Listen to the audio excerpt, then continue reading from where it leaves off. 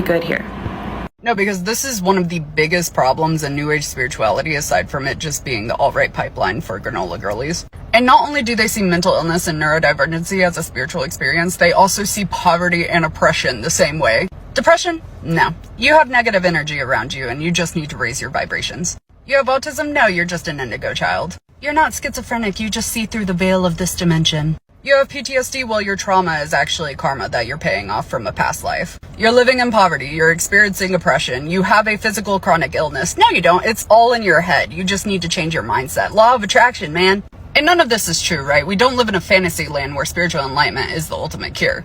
We live in a reality where there are things outside of our control. We live in a reality where there are mundane conflicts that require mundane solutions. And attributing every single human experience to spirituality is not enlightenment, it's spiritual bypassing. Not only is it delusional thinking, it's also mentally, physically, and socially neglectful. And you know, if you believe all of the things I listed but you keep it to yourself, that's none of my business. But the danger in this is that it's often projected onto other people.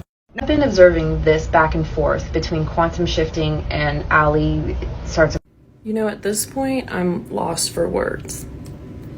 This is almost like bringing me to tears. You truly have the audacity to double down after I take so much time and explain that I was in this probably 10 years before you, honey.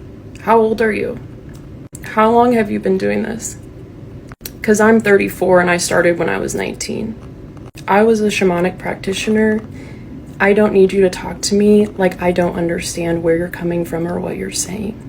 And I'm starting to get so unbelievably hurt by the fact that, like, you guys can't even give me the basic respect of answering my questions. And that you still dare to say that I just am a confused person who is disconnected. Spiritual psychosis is so real, and I have some good information on my page. I've been observing this back and forth.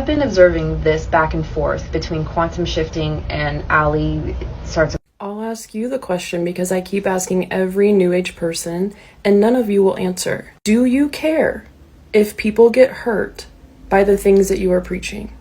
Do you care that I did this wholeheartedly, seriously, in so many ways for over a decade and lost all of my money and bankrupted my parents? I'm not saying it's all fake. I'm saying we have to talk about the dark sides and the realities of what we do know about science now. I believe in psychedelic therapy and what psychedelics show us. You think I'm so disconnected. While we are in this reality, we have to deal with reality. If you don't appreciate that life is enough to be magical, you might want to ask yourself why. Do you care that people could get hurt? I've been observing this back and forth between one of them is speaking. I just needed to say one last thing. I'm sure you're not going to respond to me. I would be shocked if you did. It's so crazy for you guys to say so much like love, light, connectedness. You just need to understand how perfect the universe is. And then completely disregard all of my trauma, everything I've been through, and that I almost took my own life. And I'm simply trying to ask you guys to talk about the dark sides and share what I know about trauma. And I know I can get sassy sometimes. It's really upsetting to tell someone that you love them while invalidating them completely. What does that sound like? When I first contacted her and asked her questions, this is how she treated me. So no, she wasn't being so nice. It actually creeped me out how quickly she changed her whole tone. I'll leave you with something to meditate on. This love and light is actually ableist, classist, racist, just to start. I promise you to my core, it is not narcissism. I don't get to promise people that you're not being narcissistic. And once again, instead of bringing any science back or saying, okay, what science do you have? Let's go back and forth. I'm not even here to prove you wrong. I just want to point out some things. And then you can say what you believe about the science. Why don't we do that? So you don't address or answer any of my questions about being concerned about possible harm that you could do to people. All you're concerned about is how people are perceiving you. But no, how could you ever be narcissistic? This is the last video I'll make, but I am truly, deeply concerned for you. And I was before. The look in your eyes, the way that you speak, I'm genuinely concerned for you. So I was asked for my opinion about this recent blow up between the creators Stalgia, Quantum Shifting, and a third rude person. And I did look into it. I have the third person blocked and probably will block them again after this. But a couple things jump to mind. First of all, seems like their main beef with the other two is that these people charge for readings and that they may not be neurodivergent or autistic, which is really funny to me because when I got in a beef with this creator a few weeks or months ago, whatever that was, it didn't matter that I don't charge for readings, and it didn't matter that I'm autistic. Whatever I had to say still wasn't heard. And then also this creator seems to want to consistently ask this question, which I do think might be worth addressing, which is, don't you want to figure out or account for how you're hurting people by spreading this information? Because it's basically a question of, is this a spiritual awakening or is it spiritual psychosis? Are you leading people down this romanticized path of thinking that what is actually a disorder that they need medical help with, can be romanticized away?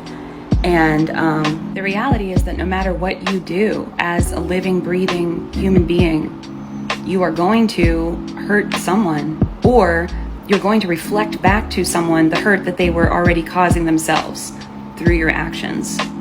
It's unavoidable. That's why they say no ethical consumption under capitalism. We live in a system where no matter what choice you make, it's the wrong choice. To me, that's very liberating because it means that you don't need to just crumble up and die just because that's true. You want to mitigate how much you're hurting people. You want to educate yourself so that you can minimize it. And when it comes to your attention that something you've done was not just a reflection of someone else's pain, but you actually caused hurt to them, as soon as that makes sense to you and comes to your attention, you should apologize for it and try to do better the next time. I think we all agree on that. But it's so funny to me that people who are like ex-spiritualists rag on this idea of like purity all the time, as if that's not exactly what they're doing by saying things like, unless the hard sciences can prove this, or unless it's literally harming no one, it must be canceled and it has no value. And it's also wild to me that they're saying, account for how you've hurt people by teaching them that their psychosis could be spirituality. Why don't you account for how you've hurt people by teaching them that their spirituality was psychosis and not allowing for anything else? Someone literally asked me, and this is just a PSA, knowing I'm going to block you is not the own you think it is. I'm not really getting roasted though. What's happening is that some creators build a toxic relationship with their following, where when that creator turns against someone or when someone goes against that creator, the following sort of just blindly tries to punish whoever is attacking that creator, right? And I've dealt with people like that before.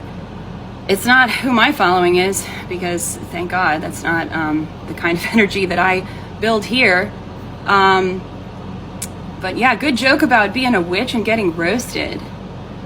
Good one. My mom would say, so funny I forgot to laugh. I'm not really getting roasted. No, I hope that you'll really sit with what you're accusing me of saying here and compare it to what I've actually said and understand why the difference is problematic. Because I said it's shitty energy. Anyone can create an account and perform a kind of energy on TikTok that is or is not something that I would want in my space. That is not the same thing as me saying, first of all, that the individual behind that account themselves is shitty energy, especially not when I said it. I'm careful about pronouns. I would not call someone it who was not self-describing as it, okay? Secondly, how did you extrapolate that from I'm calling one person low energy, which I was not, to calling all autistic people low energy? When again, I've again made content before that talks about how I don't understand high and low vibe in that kind of a way, and I'm not like trying to be all love and light. I think that's some red flag spirituality. So no, whatever you're talking about is a projection.